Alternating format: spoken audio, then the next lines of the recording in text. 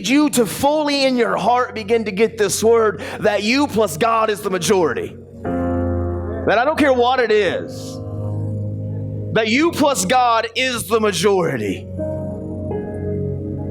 And that the testimony of your life and why the thread of you understanding your story, because that's what the testimony is, it's your story. And Psalms 40 is going to magnify this when we look at it in a little bit, but it's your story. You see, the enemy is invisible and he can whisper and he can lie and he can get you to doubt and he can get you to struggle with just self-value and worth, and you can look hopeless and you can look at with your eyes the circumstances and the lay of the land, and you can seem overwhelmed sometimes when the enemy is constantly warring on you or saying you're not enough, or you know what, there's a problem that can't be solved.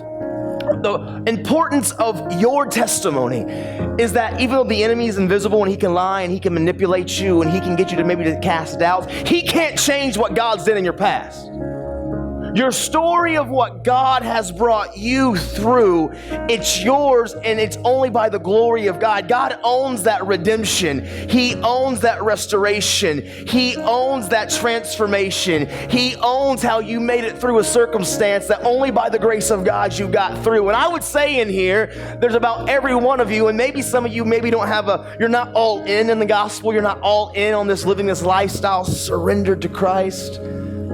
But I could say there's every one of you that you can look back on your past and say that God's got you through something that you don't see how you got through. That's your testimony. And why it's so important for you to grab that testimony of your life is because the enemy is smart and he knows how to get ahead of you and try to lay traps and to get you. He's always at work trying to get us to stop pursuing the King. And it's hard sometimes to hear the will of God. Let's be honest. God, is that your voice? What am I supposed to do? But what the enemy can't touch is your past and what you've overcame. And you need to embrace that. How do I know? Well, some of you may not have totally known, and I'm going to share some of my story today, which is kind of a coincidence on this. It's just crazy all of how this has worked together. The testimony of what God's done. See, many of you may not know that I battled bulimia from 18 to 23 terribly. And some of you may not know that, some of you do, but that from the ages of 13 to 23, I was the biggest drug addict. I was the biggest alcoholic. I was the absolute biggest. My drug addiction led me to needing to always buy more drugs, and I didn't have money, so that led me into stealing.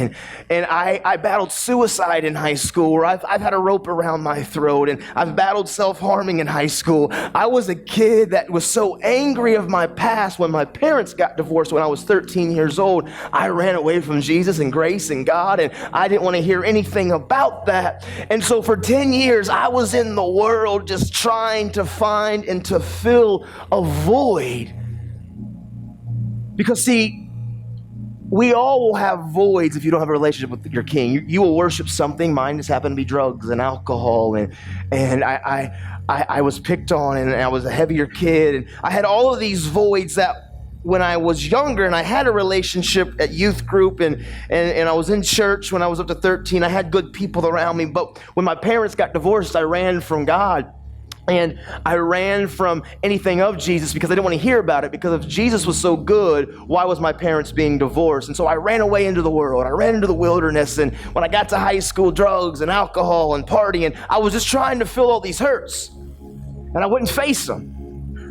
But when the accident happened in my life at 23, some of you probably kind of know, but at 23, after being kicked out of high school at 18, and I went to the Army from 18 to 19 and a half years old, and I got kicked out of the Army for poor choices, and I was living back in my hometown, and I had stolen $4,000 from my grandpa Harmon, and I was just a young man that was lost and was hurting and was running from God and running from just accepting and taking ownership and really repenting and just, I was just a mess, right? And then the accident happened at 23. I was in a bad accident, drinking and driving, and my passenger passed away. And at 23 years old, I knew my world was over. I was being charged with reckless homicide. But I'm telling you, God is always in the middle of your story. And the family of Priscilla Owen stepped in without me knowing them or I've ever met them, and they instantly forgave me. It was radical and wild, and it transformed me. And grace became more than a word in the Bible. Grace became tangible because that family would come and see me, and I would get to hug them, and I've sat down at the table with them, and I've ate meals with them, and they've put a love on me only but by God's grace and mercy. And I've learned that the grace of God isn't just the concept that He's forgiven me. It's the power to transform my life. You know, coming up right now, actually, I am now walking into my 10th year of total sobriety. I'm walking into my 10th year of overcoming eating disorders. I'm walking into my 10th year of overcoming suicidal thoughts, my 10th year of self-harming, my 10th year of drug, alcohol. I mean, I'm walking into all of this, and all that is I'm attending. When did that all happen? When I let God get into the middle of my life, and I begin to say, you know what, God, I want to pursue you. I want to surrender to you. I don't know what to do, but I do know this, that you plus me will always be the majority against whatever storm and mountain.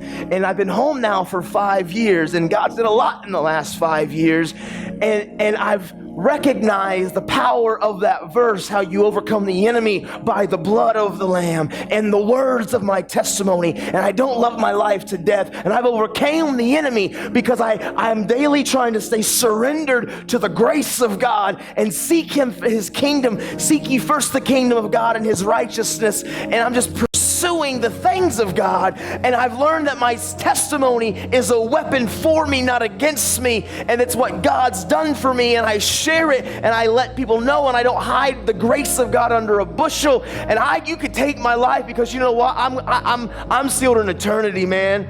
I'm willing to preach this gospel anywhere, highway, byway, stranger, orphan, widow. You can send me anywhere. I'm all in.